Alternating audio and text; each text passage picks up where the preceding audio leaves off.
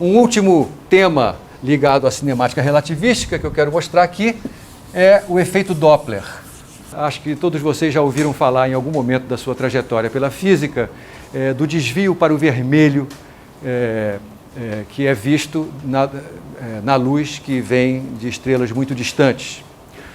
Ou na chamada lei de Hubble, né, o astrônomo americano Edwin Hubble descobriu que galáxias distantes têm o seu espectro luminoso deslocado para a região do vermelho. Como é que ele fez isso? Na verdade, você sabe que cada átomo, cada molécula tem um espectro de emissão e de absorção de luz característico. Então, se você excitar um átomo ou uma molécula, excitar significa aquecê-la, por exemplo, e deixar ela decair espontaneamente, ela vai voltar ao seu estado normal, digamos, né, ao seu estado fundamental, jogando fora o excesso de energia que você deu para ela, por exemplo, aquecendo-a. E esse jogar para fora de energia é feito através da emissão de luz. E cada átomo, cada molécula tem uma maneira de fazer isso bem característica. Quando eu olho para a luz emitida por um átomo de hidrogênio que decai, eu identifico claramente que este é um átomo de hidrogênio através das cores que tem essa luz emitida. Chama-se o espectro de emissão.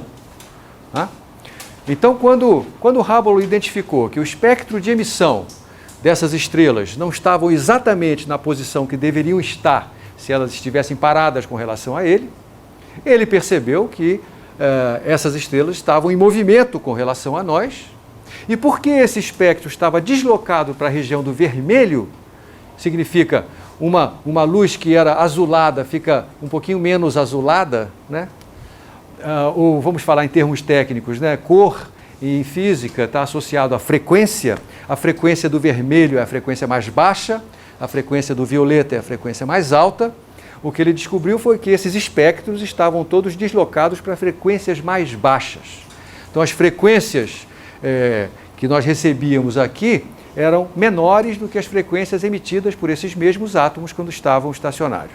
E daí ele inferiu que esses objetos estavam se afastando de nós, e através desse deslocamento, do tanto de frequência que estava deslocado para menos, ele conseguiu obter uma medida desta velocidade.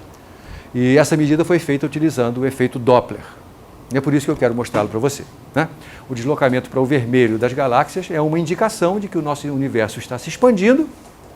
E o que ele fez, além disso, foi descobrir que a velocidade com que as galáxias se afastam de nós é, grosso modo, proporcional à distância delas até nós. Ou seja, galáxias mais distantes estão se movendo mais depressa, estão se afastando mais depressa do que galáxias mais próximas. Essa é chamada lei de Hubble, que afirma que a velocidade de afastamento das galáxias é diretamente proporcional à distância. E a constante de proporcionalidade é chamada, adivinhe, constante de Hubble. Então vamos ver aqui de que maneira... Claro que o efeito Doppler não é um efeito peculiar da luz. Na verdade, é um efeito característico de qualquer fenômeno de propagação ondulatória. Todos nós estamos acostumados a esse efeito com relação a ondas sonoras. Se você está no ponto de ônibus e passa uma ambulância, você ouve mais ou menos o seguinte som. É isso? Então, esse é um efeito com o qual você já está familiarizado. A diferença fundamental, existe uma diferença fundamental, no entanto, entre o efeito Doppler sonoro e o efeito Doppler luminoso. Perdão, dois efeitos fundamentais, duas diferenças fundamentais. Primeiro, o efeito Doppler na luz é relativístico, porque a luz se move com velocidade c. O sonoro não é. A velocidade do som, 340 metros por segundo, é da ordem de 10 a menos 6 da velocidade da luz. Os efeitos relativísticos são absolutamente ignoráveis, ou até quase que impossíveis de se medir. Primeira diferença. Segunda diferença, o som é uma propagação ondulatória que precisa de um meio material, um suporte material para acontecer. E a velocidade de propagação do som é medida em relação ao referencial no qual esse meio de propagação está estacionário. Tá certo? Não existe tal coisa no caso da luz. Então, se você se lembra da fórmula de cálculo, né, da frequência recebida no efeito Doppler sonoro, se você se lembrar disso, você vai perceber que tem uma assimetria entre a situação observador parado, fonte em movimento e fonte parada, observador em movimento. E essa assimetria tem a ver com o fato de que a velocidade medida da propagação sonora não é em relação nem a um nem a outro, é com relação ao meio no qual o ar está parado. Então tem um terceiro elemento que atrapalha essa simetria. Então, essa assimetria não acontece no caso da luz, porque a velocidade de propagação da luz é a mesma para qualquer referencial. Então, curiosamente, o efeito Doppler relativístico é muito mais simples do que o efeito Doppler não relativístico. Vamos mostrar isso. Então, suponha que eu tenha uma fonte luminosa, como essa daqui, vou usar esse mesmo desenho, uma fonte luminosa que se propaga, ou que caminha num determinado referencial, que caminha com velocidade v com relação ao referencial S. E aqui suponha um observador na frente dessa fonte que vai receber o feixe luminoso. Então a fonte está se aproximando do observador. O observador está parado em S, enquanto a fonte se move com relação a S com velocidade v. A frequência de emissão vai ser 1 sobre ΔT'. Tá certo? Muito bem. Eu sou observador parado em S. O referencial S', fonte, está se movendo com relação a mim com a velocidade v. Num determinado instante, a fonte emite uma frente de onda. Essa frente de onda se propaga com relação a S' com velocidade c, com relação a mim também. Então, depois de passado um intervalo ΔT', né, essa frente de onda vai ter se movido. Então, eu vou me colocar na situação do observador que está em S. Tá? Claro que o intervalo de tempo entre a emissão de duas frentes de onda medido em S' não é o mesmo que o intervalo de tempo medido entre esses dois eventos no referencial S, não é verdade? Qual dos dois é o intervalo de tempo próprio? ΔT' ou ΔT? Primeiro, você entendeu a diferença entre os dois? ΔT' é o tempo entre a emissão de duas frentes consecutivas em S'. ΔT é o tempo entre esses dois mesmos eventos, só que medido em S. Em qual desses dois, ΔT ou ΔT', é um intervalo próprio? Lembre que S' é o referencial que se move junto com a fonte. Então, em relação a S', a posição da fonte é sempre a mesma. Tá certo? Então, ΔT' é o tempo próprio. Isso aqui, na verdade, é igual, vou chamar de ΔT. Lembra, ΔT0 é a nomenclatura que eu estou usando para o intervalo próprio. No referencial S, eu vou medir um intervalo de tempo diferente entre esses dois eventos. Esse intervalo é ΔT.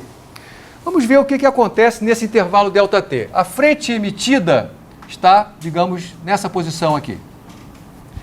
Mas com relação a S, a fonte também se moveu. Ela está nessa posição aqui. Ora, com relação a mim outra vez, a distância... Aqui está então a segunda frente de onda, no momento da sua emissão. Tá? Vamos ver qual é a distância entre as duas frentes de onda, como observada por S.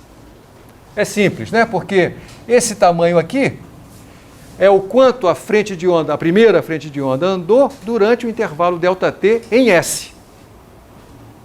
Ora, a frente de onda tem velocidade c, porque em qualquer referencial ela tem a mesma velocidade. Então, esse comprimento é c vezes ΔT. Por outro lado, nesse mesmo intervalo, a fonte se locomoveu desse tantinho aqui. Com relação a S, a fonte tem velocidade v grande. Portanto, esse comprimento é v vezes o mesmo ΔT. Estou, afinal, considerando o que aconteceu neste intervalo de tempo ΔT. Pensando relativisticamente, os dois eventos que eu estou considerando são emissão da primeira frente de onda, primeiro evento. Emissão da segunda frente de onda, segundo evento. Tá bom? Isto quer dizer que a distância entre as duas frentes de onda no referencial S é essa diferença. Eu vou chamar isso de lambda, o comprimento de onda no referencial S. Então, o comprimento de onda medido em S é a diferença entre essas duas quantidades. É C menos V grande vezes ΔT. Ora, se esse é o comprimento de onda medido em S, então a frequência medida em S, que eu vou chamar de frequência do receptor, R, a frequência recebida pelo observador é, como anunciou a Tatiana, o quociente C sobre lambda. C dividido por lambda. E lambda está aqui. Então isso vai dar C dividido por C menos V delta T. Que por conveniência, eu vou escrever de uma forma um pouquinho diferente. Vou botar isso assim, ó, 1 sobre delta T no numerador. E vou passar esse C que está no numerador para o denominador do denominador. Porque aí vai aparecer C menos V, tudo isso sobre C. Isso aí é o nosso velho amigo 1 menos beta.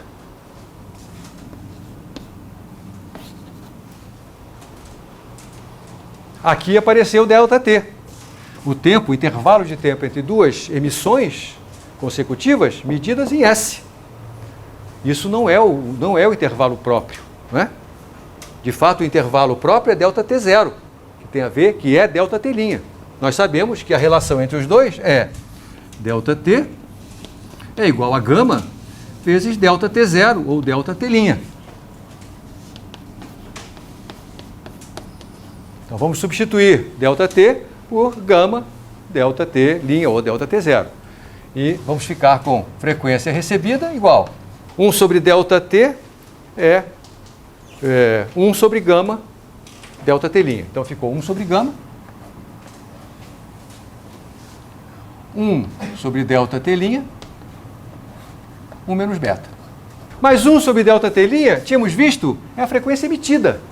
Então, resultado final, a frequência recebida é a frequência emitida dividida por gama 1 menos beta.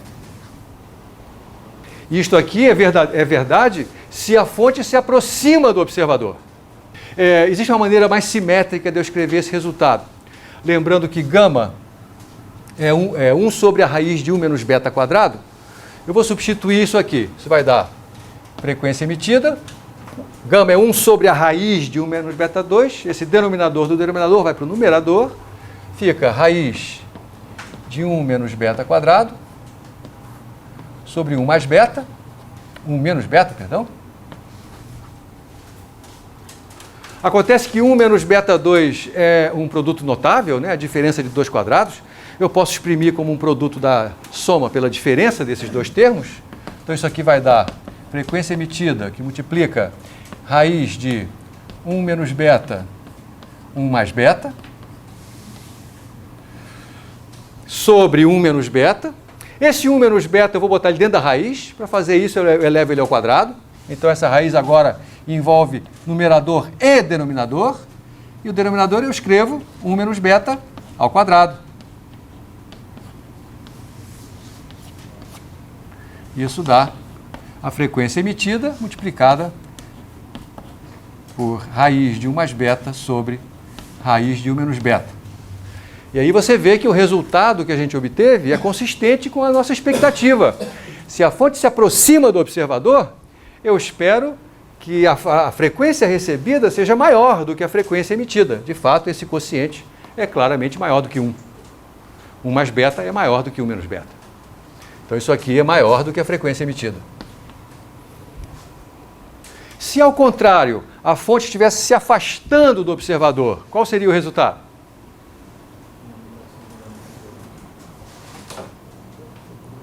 É só trocar o sinal da velocidade. Trocar o sinal da velocidade é trocar o sinal de beta. Então fica raiz de 1 menos beta sobre 1 mais beta, direto. Tá certo? E aí está a simetria completa que a relatividade permite e que não é permitida pela propagação sonora.